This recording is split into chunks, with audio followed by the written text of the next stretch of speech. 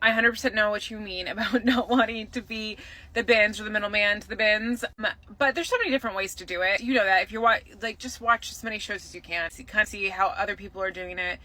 If you're going to have higher starts, I think, listen, I'm not one to, I don't know anything about imposter syndrome, but I would say if you're doing higher starts, you probably need to let people know what your style is beforehand. So like social media would be a great way to like show what you're selling before, or like just know what kind of vibe that you have, so people will know and come and hang out at your shows. I would leverage social media to give people an idea of what they can expect on your show.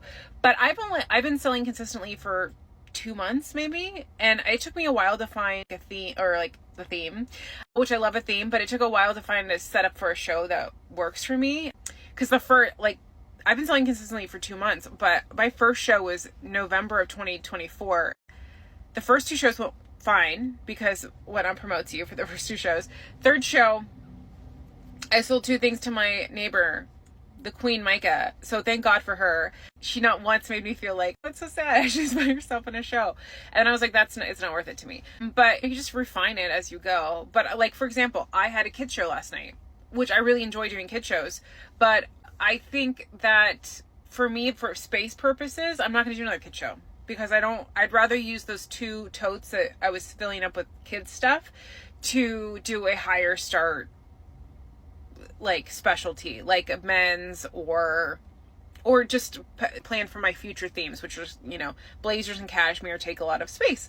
I would rather do that. So it's just like playing around with it and figuring it out. Just make sure you price it where you're not going to lose money. Because if it's not fun, if you're not having fun and you're in a room, you're not selling a ton, it's even worse if you're losing money. So on each sale, like, just price it right.